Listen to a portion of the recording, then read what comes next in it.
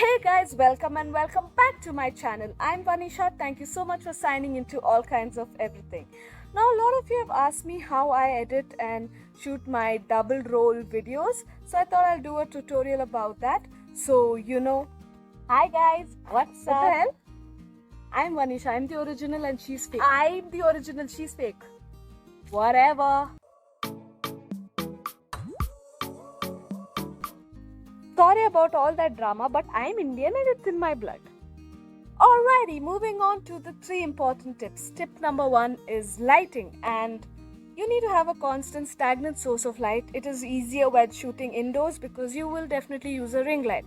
But make sure when you're shooting both the scenes, the settings of the brightness does not change. Use the same settings. Do not touch the settings. Do not. Okay?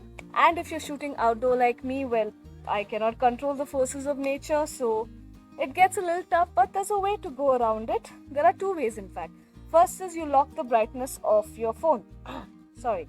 You lock the brightness of your phone. There's an option in your phone. You can just lock it, or even in your camera. And the second, little more tougher and little more time consuming way is you shoot however you like it and then go into a separate app, whatever you use, and then adjust the brightness, but that's a lot of work and who wants it? Tip number 2 is the frame.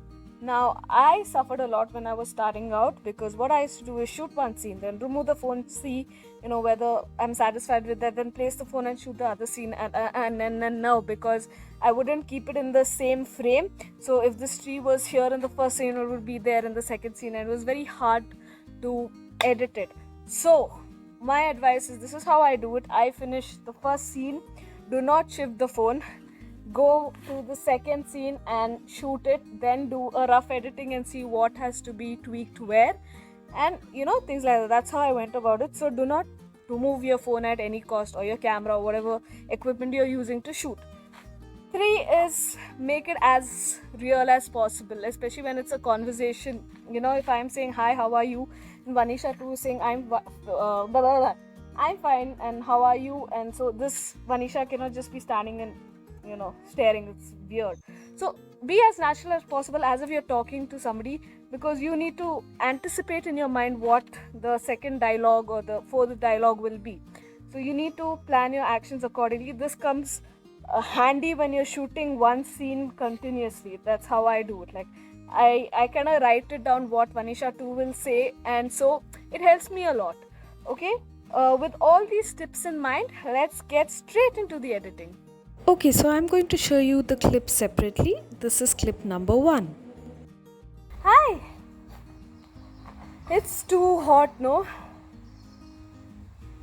You wanna grab a cold coffee? And clip number 2. Hey, what's up? I swear, yeah, it's damn hot. Sure, why not? So like I said earlier, I shot the first scene first and then moved on to the second one. Once I finished both the scenes, only then I removed my camera, saw the footage, then did a rough editing, checked the frames and everything. Only once you're absolutely sure that everything fits in the right place and you're 100% good to go, only then move on to the actual editing. Okay folks, so here is KineMaster. You can get it off App Store. And now let's get into creating our new project. Create new. Now you already get different aspect ratios, YouTube Reels, Instagram videos and photos and everything. Mine is already set into the YouTube aspect ratio, so I'm just going to click next. Now when you click next, you get this option. Of course you'll have to accept all the permissions, storage and things like that for you to get this option. Once you get this option, you go to where your raw files are stored. Mine is stored in InShot because that's another editing app I use for most of my videos. Now moving on, I'm going to select my second clip because it's a conversation. So I have in mind how the outcome should be. So I select my second clip and this is it. Hello, what's up?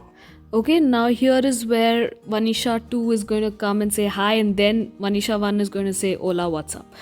Okay, now for Vanisha 2, go to layer, and you get these options to overlap effect sticker whatever. So we want media, and then again it opens up. So I go to my InShot app and then select Vanisha's 2 clip. Now once Vanisha 2 clip is opened, I go straight to alpha opacity, click on that. It's 100%, reduce it to maybe 45 50%. Now this is an important step for you to align and frame the second clip.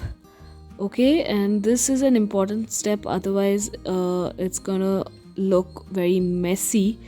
So let me see if this works.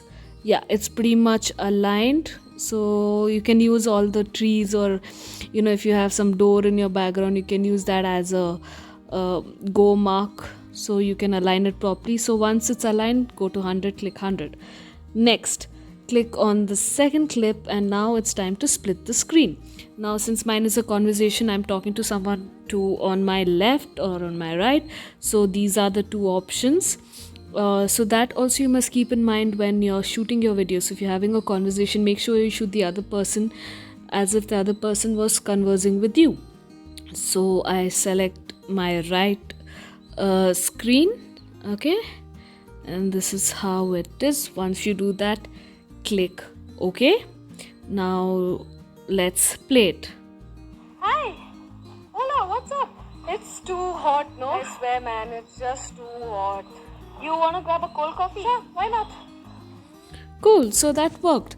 Now the second clip, see the first clip, Vanisha 1 is whatever, playing with her nails or something. So only when Vanisha 2 says hi, she turns. So you need to, whatever, adjust your clip like this, wherever you feel that she should turn, and make it as natural as possible.